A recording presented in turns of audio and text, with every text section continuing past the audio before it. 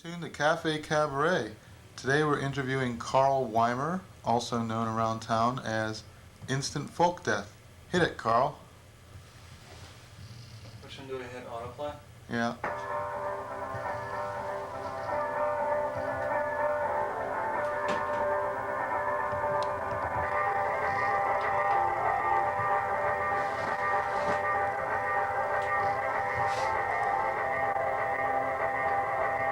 That's good enough. Karl has recently come out with a cassette tape called Bob Lee and New Hope Salisbury, which is a follow-up to his critically acclaimed Bob Lee cassette.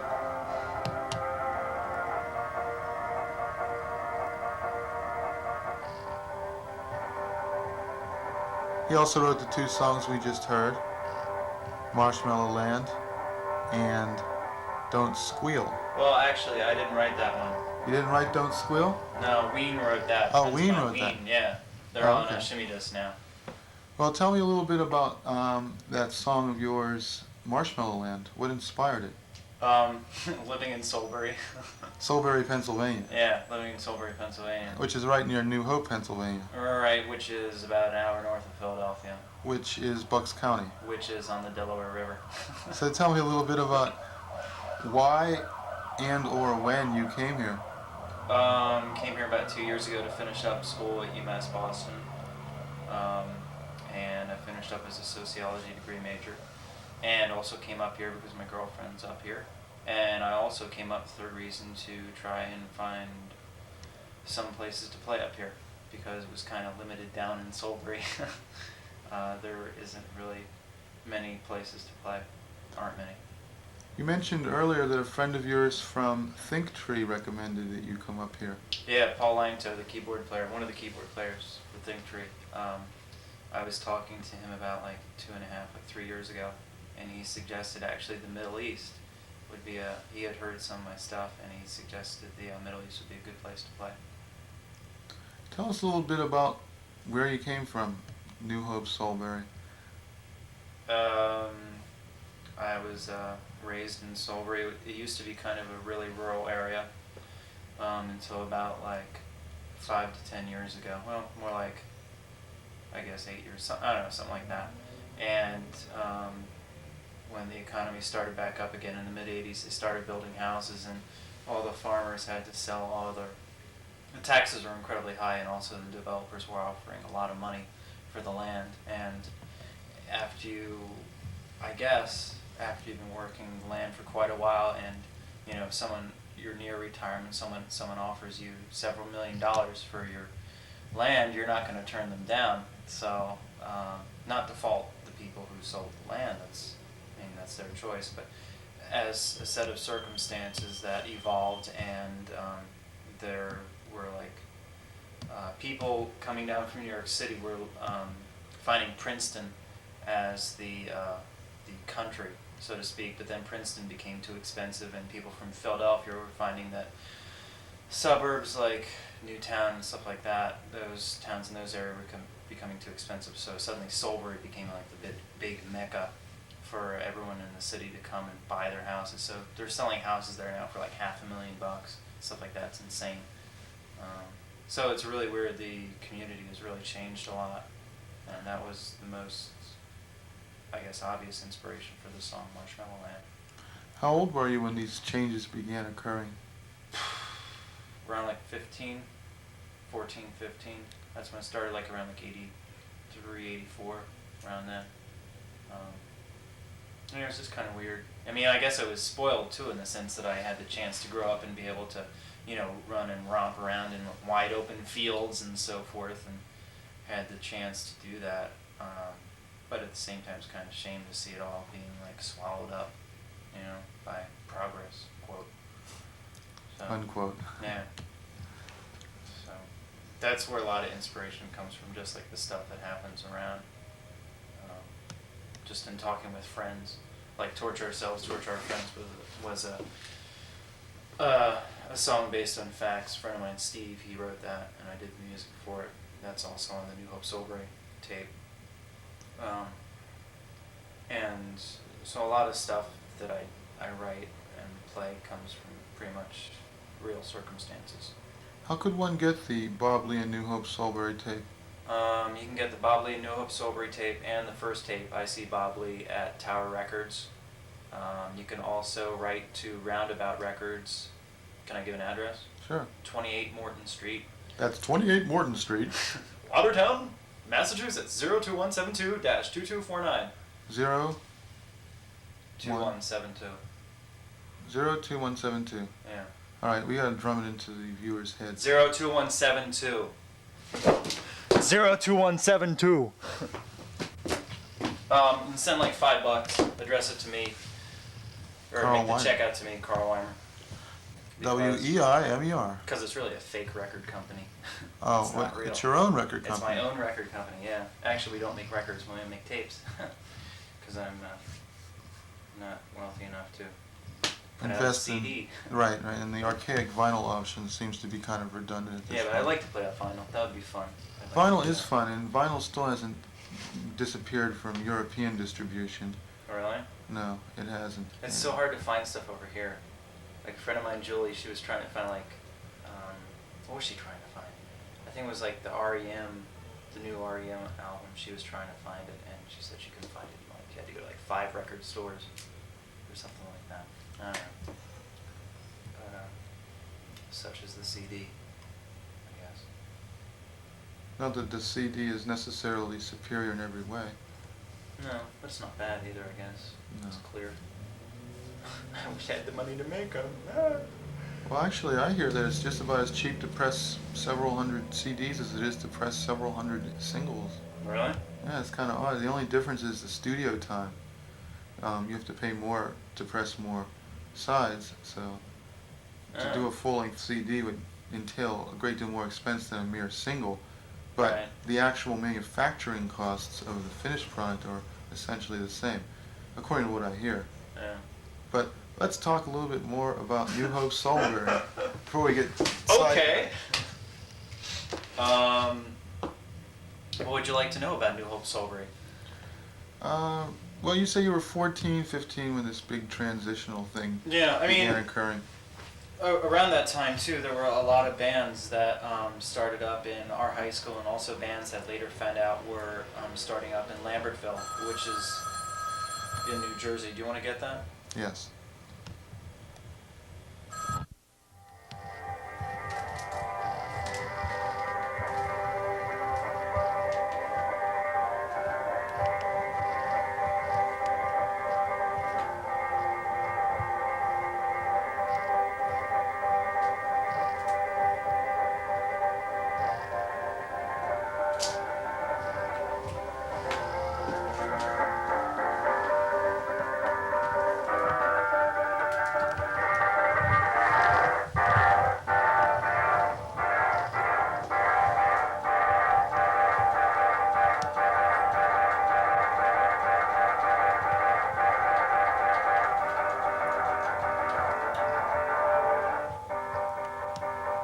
A friend of mine's named Scott has one of these. We used to do stuff on these. For those of you not in the know, that's the Casio SK1. Amazing little machine, folks. You were mentioning earlier that you knew a lot of... Where did you go to high school, by the way? New Hope Soulberry High School. And there's a whole bunch of bands that you know Yeah. of who also went there. Could you- Yeah, there was a band called D-, and they started up, and myself and the other, Aaron and Mick, who, and Chris Williams, like there were a bunch of people who had been in Wien. Like I was in Wien for like 5 minutes when we played a high school talent show. I think it was like 1986, and I did guitar for a version of Interstellar Overdrive. And that was kind of weird for a high school, I guess, at that time, because I think we got an award for like the most bizarre band or something weird like that. But D- was kind of like a I don't know how to describe it. It was kind of like well, Paul was really into The Who. He was the lead guitarist for them. Mark was the vocalist. He was really into The Who and the Jam. So it was kind of like music, kind of like that. Paul Langto was in a band called the Clastics. I don't know if he wants to have this public knowledge in Boston, but the keyboard player for Think Tree used to be in this. I forget what they were like. I can't even remember them. I just remember posters around high school saying the Clastics playing at George School or some other high school in the area. And there was a band also in Lambertville called Johnny Watt in South Korea, and they did a lot of like experimental weird shit. I was just watching a video of them this past weekend that was done, oh god, like 6-7 years ago. So now, as time went by, D- broke up, and the Clastics together, and Ween started up. I started playing stuff. I went over to England for a couple years, played in a band over there, and then came back. What were they called? Kaiser Keller. We did like covers for like 50s and like Beatles songs. Because the Beatles started out in the Kaiser Keller. Right, yeah. It was, I mean, for a while it was fun, but then after a while it became really weird, and I wanted to leave the band, and I left the band, but it was under very strange circumstances. So anyway, Ween and myself, and I guess there was another band that evolved out of Johnny Watt in South Korea called False Front, and so now we pretty much just like all hang out together, and we just we'll like play stuff to each other and see what it sounds like. And Aaron, George and Anthony are at False Front, and they all have a house together north of Lambertville, and so we all pretty much just like hang out, and it's really nice. So, are there any bands locally besides Think Tree that are part of this New Hope Salisbury contingent? Not that I know of. They're all mostly down in New Jersey? Yeah, New Jersey and New Hope. Lambertville, New Hope. Why do you suppose the area was such a hotbed of of musical talent? I have no clue. It must have been the water or something. There's like another band called The Amazing Thrill Show, Dave Anderson's Amazing Thrill Show. And what we're trying to do, actually, over the last like few months, it's evolved. Like Mickey's come up with the idea, and I've come up with the idea, and other people have as well, to make like a box set of all these bands. Like get a tape of Ween, get a tape of False Front. Myself, there's this the guy who produces the tapes of mine, Scott Lowe. He's a DJ at a radio station down in Trenton called WPST, and he's going to do a tape because he does experimental stuff, and he works with all of us. So we're trying to get like these like 8 bands or so, including like D-, the bands that have already broke up, make this like box set and put a booklet describing like the history of the bands and so forth, and like make it sell for like $10 or something insane, like 8 full-length tapes for $10, just to like let people know that it seems kind of bizarre that out of this very small area, so many bands have evolved and have done pretty well, considering the circumstances. As a songwriter, what would you say some of your formative experiences were which informed your worldview? That's kind of a heavy question. Yeah. I mean, it's just that you seem to have a very satiric outlook on things. I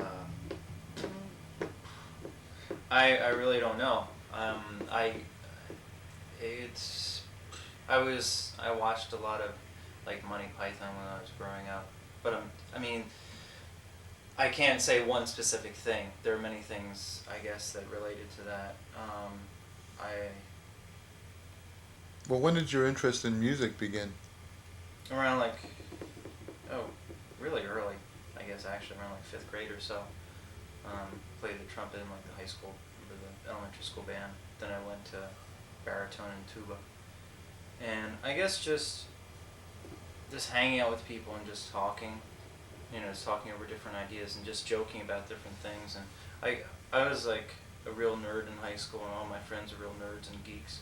So we all hung out and talked about like stuff like, I don't know, everything from like quasars and astronomy to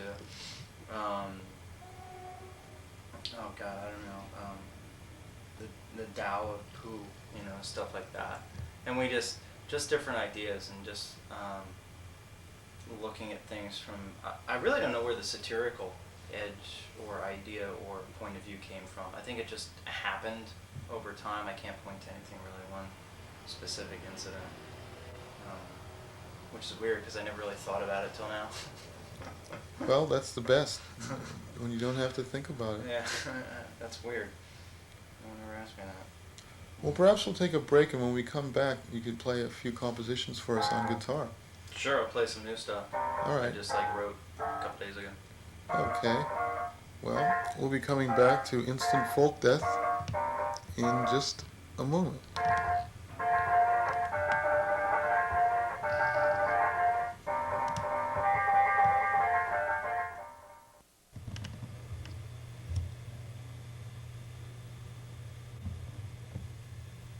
Once again, we present Karl Weimer, Instant Folk Death.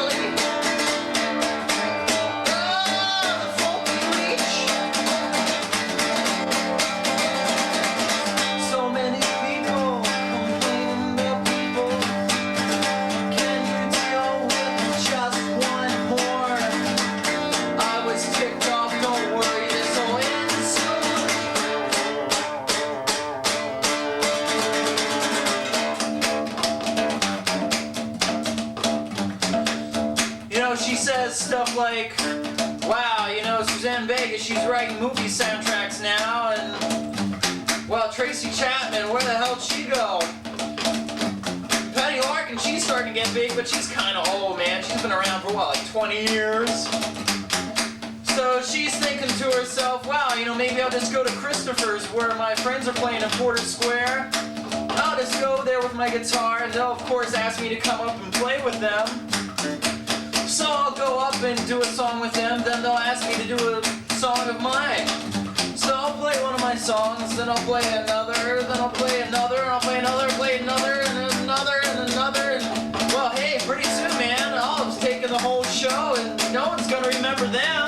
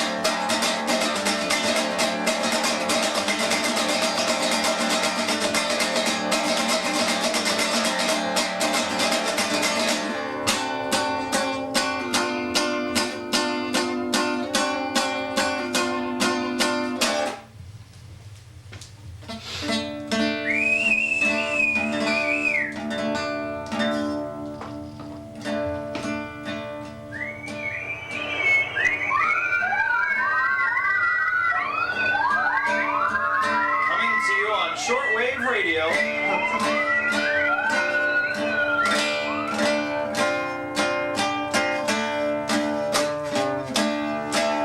There's something here I just did. I wanted to ask you too, is that a special tuning you got for your guitar? No, actually I got this from this guitar from Steve, who I think he used to be in the Bloodhounds. And he just had 4 strings on it, and before I bought strings and I started to like play songs on it, so I just figured I'd leave it the way it was. Well, it's a very unique sound. Which string's missing? Let's see, the 1, 2, 3, the 4th one and the 5th one are missing. Well, it's kind of cool though, because it gives you a bass and a treble at the same time. I don't know. What are some of the places you've played around town? Let's see. Bunratty's, Paradise, Channel once. Somerville Theater, opened up for Nick Cave. Last played the Paradise, opening up for Thrill Kill Cult. That was, I guess, what, August, September, something like that. I think it was August. 1991. Yeah, this year. Thing Tree, opened up for them at like the Paradise, the Channel. You always play under the name Instant Folk Death? Yeah, pretty much. Even when I like, go to open mics and stuff, I pretty much go to a lot of open mics now. Like Which ones? Naked City in Alston, and also Catch a Rising Star. I'm trying to find other ones to go to. Well, there's one at the Middle East every Wednesday night from 7 to 8:30. In fact, this Cafe Cabaret show is basically the open mic plus additional footage. So Really? come down some Wednesday, really. What do you guys do? Like draw from a hat? Oh no, not at all. It's just sign up, go on. Cool. Basically, gotta get there before 7 now. We gotta get there like around 6:30, and it's over That'd be by cool. 8:30. Yeah, come by this Wednesday or any Wednesday. Yeah, that'd be cool because you do like the Middle East and then like go over to Naked City because they start at 8:30. Exactly. Wow, that'd be cool. Let me do that. Should I do another one? By all means. Okay. Karl Weimer, Instant Folk Death.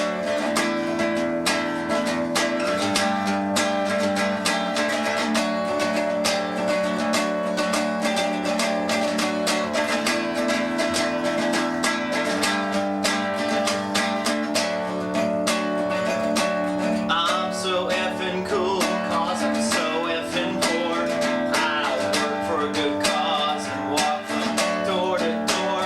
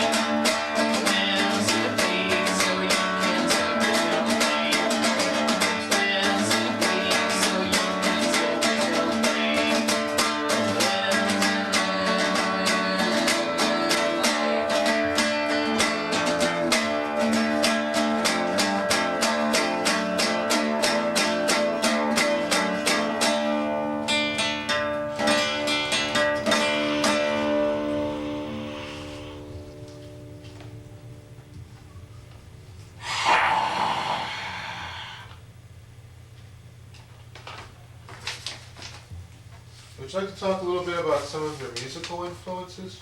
Like the kind of music you like to listen to when you first took up music? I liked the Beatles a lot when I was growing up. Especially liked my parents had like what did they have? They had like the Magical Mystery Tour, and I also listened to like early Beatles stuff, and then I started to listen to like Dylan and Phil Ox. I love Phil Oaks. He's excellent stuff. And I was listening to like college stations a lot when I was in high school, like Princeton Radio and Trenton State, WPRB and WTSR. And I was listening to stuff like I listened to the Rolling Stones, and then like Laurie Anderson, and then like Butthole Surfers, and then Black Flag, and then like Howlin' Wolf, and Robert Johnson, then Elmore James. So I mean, like I listened to a lot of different things. What's your favorite Robert Johnson song? There's so many good ones. Yeah. I've always been very partial to If I Had Possession Over Judgment Day. One of the most terrifying songs I've ever heard in my life. I like Dust My Broom. Yeah. I like that. Of course, that's a classic Elmore James song as well. Yeah, it's nice to like hear both of them back to back. It's unfortunate that very little of Elmore James seems to have come down except for Dust My Broom. Yeah, I guess it is like the pop thing, so to speak. I guess if you're listening to Elmore James. I mean, it's neat. There was like some album that came out a while ago that had like all the outtakes of Elmore James stuff. That was really cool. Have you ever heard the original version of Skip James's I'm So Glad? No. Boy, that's a real killer. You know Really? how Cream does, like, they sort of like making a big band type I'm of so thing. glad. Yeah. But Elmore James goes, Skip James goes, I'm so glad that I'm glad, I'm glad, I'm glad, I'm glad. And does it do it really slow? Yeah. See, that's what's so cool. Like you listen to like 60s blues stuff, then you go back to the old stuff, and it's like, wow, man, this has a lot more balls. The old stuff does. Any other British invasion bands you're particularly fond of? Dave Clark 5. Well, it's the Tottenham sound, that overriding drum. Yeah. It's one of the few bands to be named after the drummer instead of the frontman. Yeah, and he was like the producer and everything for them, really. I guess like, I mean, I like really old, like old Stones. Like really old stuff when they had the really like the really twangy guitar. When like the solos were just like one note, but just like totally bending the hell out of it. It's like Time is on my side. Yeah, exactly. Classic example. Yeah, exactly. Just like stuff and like old Kinks stuff. I love the Kinks. They're old stuff like that. They're easily one of my favorites. Yeah, and a lot of people like when they came to the UMass Boston last year, like a lot of people showed up, but it was like, oh my God, there should be a lot more hype for this, you know? It's like the Stones or something, but it's like, no, it's just the Kinks. Just the Kinks. That's the problem. Like all of these pop bands make it big in that arena and are never taken seriously again for the rest of their lives. Yeah. Witness the Beach Boys. Yeah. I hear Brian Wilson's new album. The record company won't release it, but I read in the Phoenix how it's supposed to be some sort of masterpiece on the order of the Beach Boys' Love You. Really? Which is one of my favorite records. Wow, why don't they release it? I don't know. It's the vagaries of the record executive business. Yeah, all the bullshit.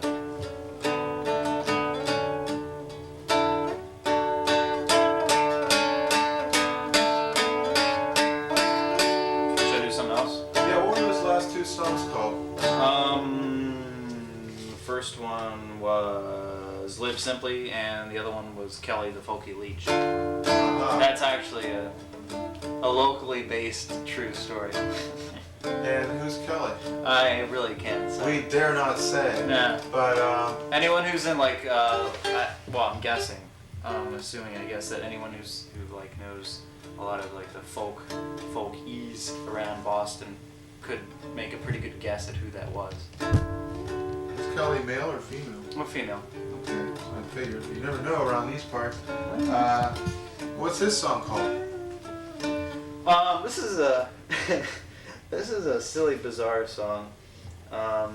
In no way should it be assumed that I have personally done some of the acts mentioned in the song, particularly in the chorus. Once again, Karl Weimer, instant folk dance. Let me do something different here than I was thinking of doing. Do that.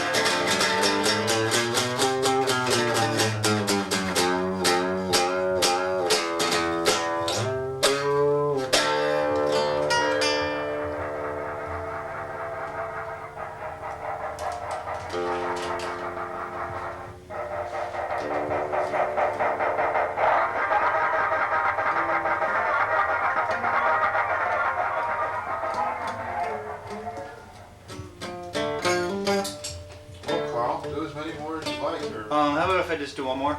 Cool. What's it gonna be called?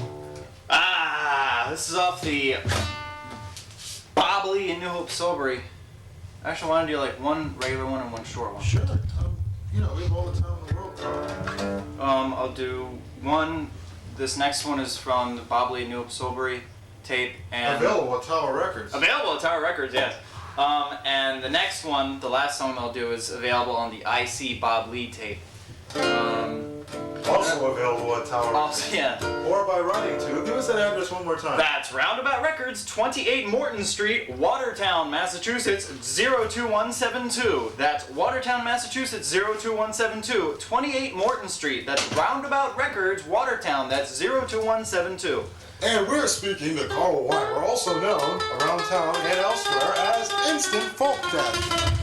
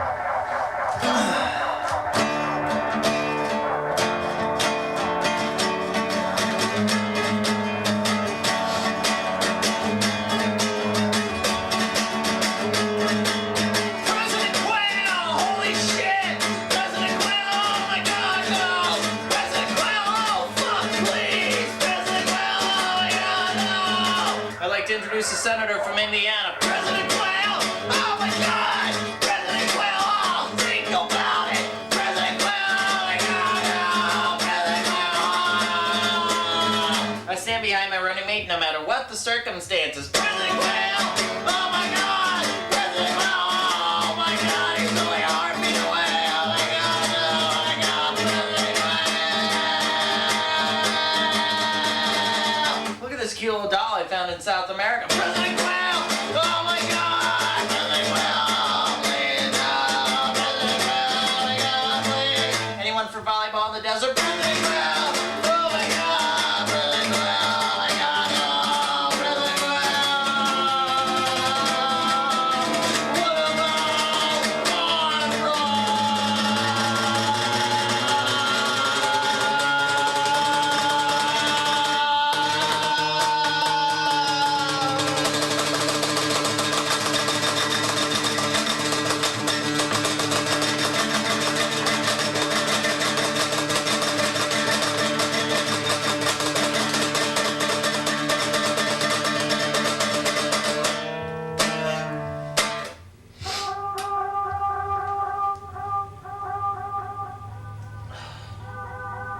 Karl Weimer. Instant folk death. On Cafe Cabaret. Thank you. Thank you, Carl. We'll be coming right back to Carl to ask him just a few more questions, and then we'll be concluding this interview and going to the open mic segment of our broadcast.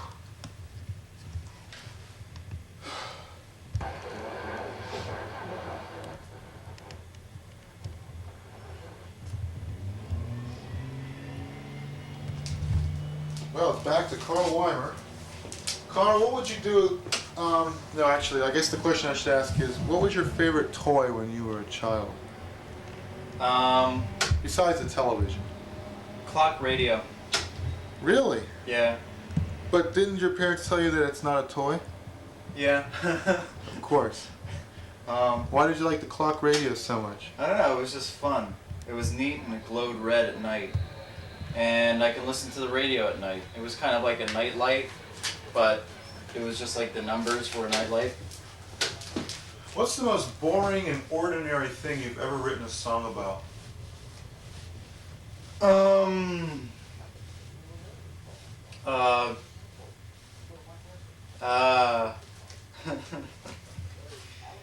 What, the most boring song or the most boring topic? Most boring topic. I guess that would be Suburbia, Marshmallow Land. What is your religion? I don't know. I was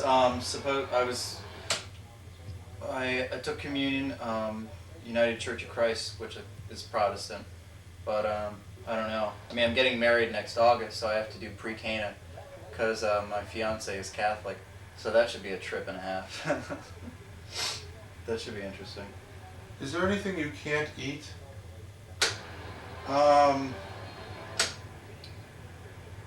Yes, motor oil. Where were you on the day that John Lennon died?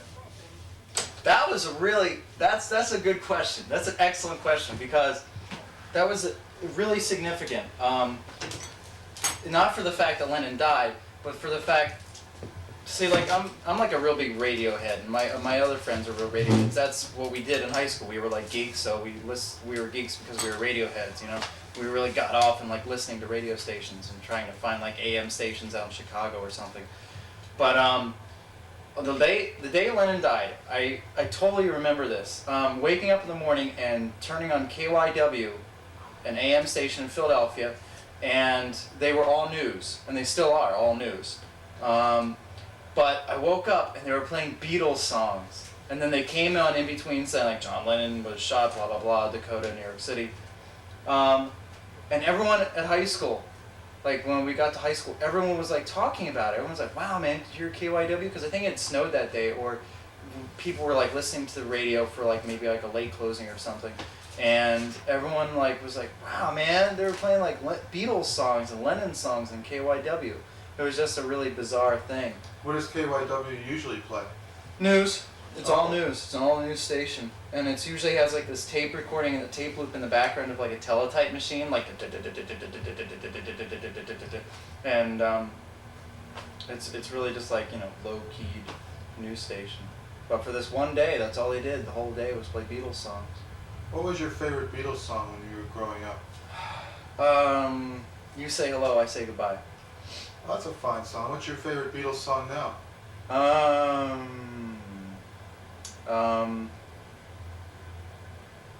What's the one? When I call you, You Won't See Me. Oh, that's a good one too. Yeah, I just Especially learned how to those- play that.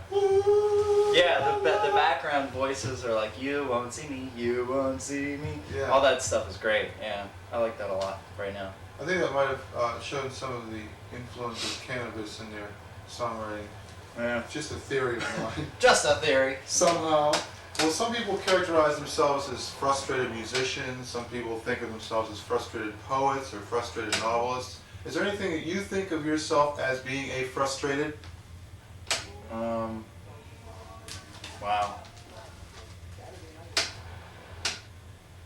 Yeah, I guess like a. I don't know. I don't know that I am frustrated. I guess I'm frustrated because I like to find something that I could do and have it, survive on it. I'd like to do music and survive on it, but I can't. Now. What do you do? I work at a public health company that does like public health research, sociological research in Watertown. It's a New England Research Institute. Oh, really? And Is it telephone service? yeah, they do sometimes do stuff like that. It's a lot of stuff related with things kind of like asthma or AIDS or various. There are a lot of different projects there. I'm not really doing it service by just describing it like this, but it's a very interesting place. It's a good cause. Yeah, it's a nice place too. It's really laid back. So if you want to send your money to Poland, but you don't know the address, then instead to the public health organization mentioned by Karl. Karl, how'd you get that big bump on your head? Minor brain surgery. No, I actually had this huge I think it was a boil or something like that. I was afraid you were going to say something like that. Big boil. You want to see it? I gotta take it off. No. Yeah, that was really painful today. It was like the They had last it couple. I guess that's what they did to it. Or They they like freeze it or they laser it? Nah, they took like a. What they did was they took I went in this morning. It's like I've had it for like the last 2 weeks, and then if you really want to know, and I went in today like early this morning, HCHP in Watertown, because it was like really hurting. It was giving me headaches. I couldn't sleep because you roll over onto it. It was like, you wake up from it because it was painful. And then, so they gave me a shot of Novocaine right in the head. And it was just really weird to like think that someone was like putting a needle straight into your head right near the temple. And then they like took the scissors or something. And I could feel them like, she did a nice job, I guess.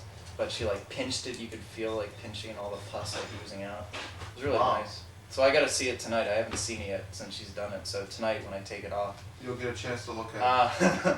I like looking at that kind of thing. I'll take pictures. Why not? Put it on your next album. Yeah, exactly. Who's the most famous person you've ever met? Famous. Famous in what sense? I don't know, well known. I guess the only people really that are famous. I mean, my friend Scott has a has a radio show in Trenton, and Mickey and Aaron are signed to Shimmy Disc, and they play out a lot. They're in the band Ween? Yeah. How do you spell that? W-E-E-N. Is their music similar to yours? Yeah, but it's electric.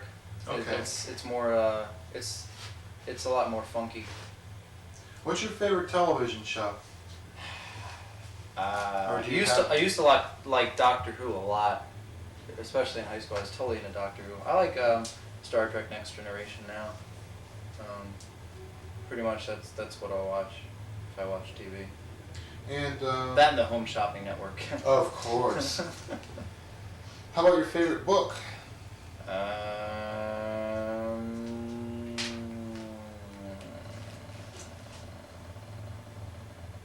Let's see. University of North Carolina, Chapel Hill, Public Health Directory, School Public Health Directory, I guess. That's the only one I've read for a while. Do you have a favorite magazine that you like to read? I like Quimby. I went to, I guess it was a while ago, and I picked up a bunch of old back issues that they were giving away. Like I got like 10 or 11 issues. So I like that a lot. Are they still in business? Not as far as I know. Really? But you can get their back issues at Primal Plunge, and you can also find out whether they are still in business if you went over to Primal Plunge over in Alston. Yeah. I suppose they're the magnet for that type of publication. Yeah, I like God Boy, the cartoon, and God Boy? Oh, right. Yeah. If you could do a cartoon, what would you call it, and what would it be about?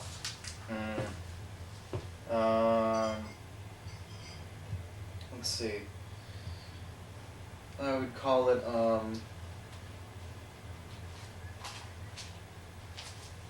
Jesus Satan, and he or she, you wouldn't be able to tell, be kind of like Pat, would be like he'd be a game show host. Okay. That's what he'd be. The dualities. A game show host for like something like the Home Shopping Network. What's your favorite period of history? I like the 30s a lot. And I also, if I was going to go back in time, I'd like to go back to like 10,000 years ago, something like that. It's like a long time ago. Who would you like to have dinner with?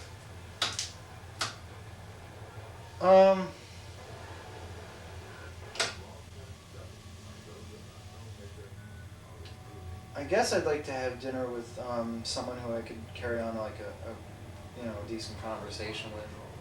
I can't think of anyone in particular, but like the qualities would be like someone who I'd really enjoy being with and be able to talk with and just hang out with, not feel like the pressure to be like real,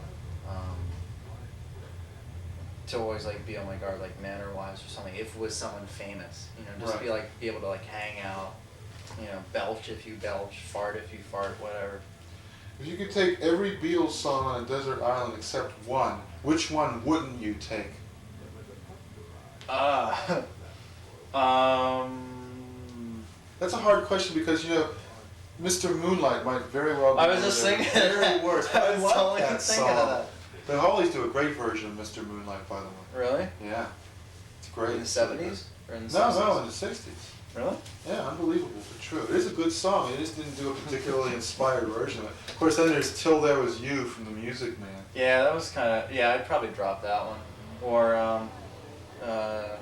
there was, what was one of the ones that Ringo did? One of the early Don't ones. Pass Me By.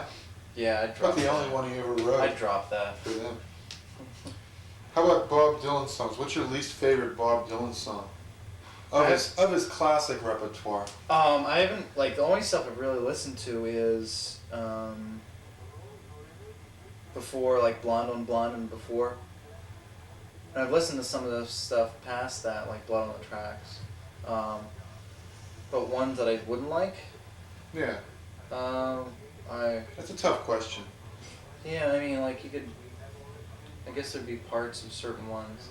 Talk a little bit about Phil Oakes. It's unusual for someone to even mention Phil Oakes anymore, but he's certainly one of my very favorite songwriters of all time. Very inspirational. I wish he was around today. I wish he was around a lot more in the airwaves.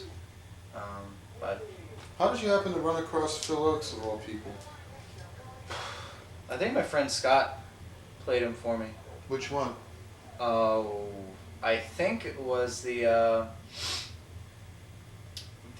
what's the live song where Richard Nixon, Find Yourself Another Country to Be Part of? No, it's the one where he goes on about the DAR. DAR. Yeah, he calls the DAR Dykes of the American Revolution. Oh, that. Yeah, I know which one you mean. Oh, Love Me, I'm a Liberal. Yes. Yes, I love that song. I love that song. So I think that was the first one that I heard, I think. How old were you? That was really recent. That was, I was 19 or 20, something like that. How old are you now? 24. Were you born in a hospital? Yeah, in Philadelphia. Oh, I see. New Hope wasn't good enough. Hey, talk to my parents, man. What did your parents do? My parents are divorced. My dad is an architect and he's living in Florida. And my mom is a kindergarten teacher. She lives in Salisbury at our house. She teaches in Lambertville at the public school. Does she have any amusing anecdotes about what the kids say when you talk to her? Yeah, she'll like. I mean, yeah, she always does. She'll always talk.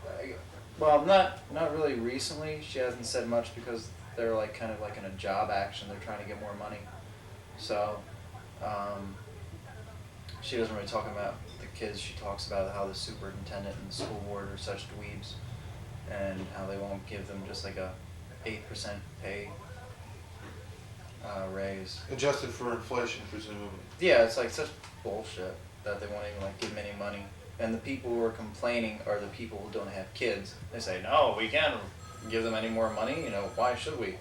Whereas, everyone else who has kids, their kids are getting like a shitty education.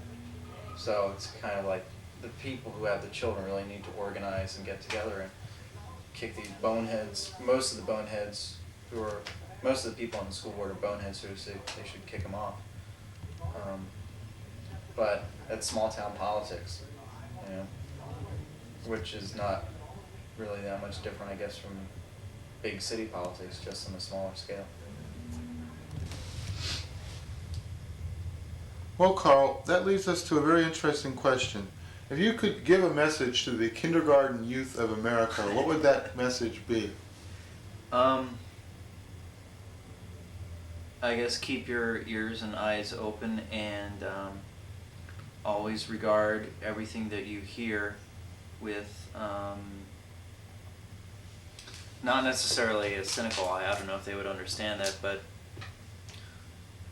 listen to what everyone has to say and then make up your own mind after hearing different people. I guess that's what I would say. And if you were a superhero, what would your emblem be? A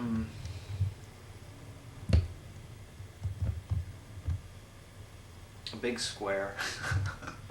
Well, you heard it from Karl Weimer, also known as Instant Folk Death. And we'll mention just one more time that his tapes, Bob Lee in New Hope, Salisbury, and... Salisbury. I got the Western Pennsylvania accent, and you have the Eastern Pennsylvania accent. That's right. And what was the first one called? I See Bob Lee. I See Bob Lee. Is that like ice cream Like for ice cream? I See Bob Lee. Is that like I See Light? Iron City Light? I guess so. No? I don't know. It was just something my friend and I came up with. Are you aware of I See Light? No. It's in Western Pennsylvania. There were these ads at about the same time you were living in Eastern Pennsylvania. I See Light, and you could almost take it as a religious thing. It's like Iron City Light. Iron City is about the worst beer ever. Iron City Light is 10 times as bad. And they were like running all these ads. I see light. I see light. And that whole area is like the burnt over district anyway. I mean, there's a lot of religious fanaticism going on. So it seems appropriate that, well, God, I see light. But I like that answer about the big square, because that's really nice. But both your tapes are available at Tower Records and other fine places. Yep. And it's been a pleasure talking to you here on Cafe Cabaret. And well, thank you very much. my name's Francis DiMenno, and we're going to let's have a big handshake. Thank you. That's like West and East joining. That's right. The creation. It's like 1869. The rail connects. Well, thank you very much, Karl. Thanks. And we hope to see you at a future Cafe Cabaret and on a future Noise Party as well. Yep. So, viewers, tune in. Tuners, I like in. that. I like that. Well, time to unplug my batteries now and take that long, dusty trail back home. Once more, Karl Weimer, Instant Folk Death. See him at one of your fine local venues. And stay tuned for the open mic portion of our broadcast. Bye.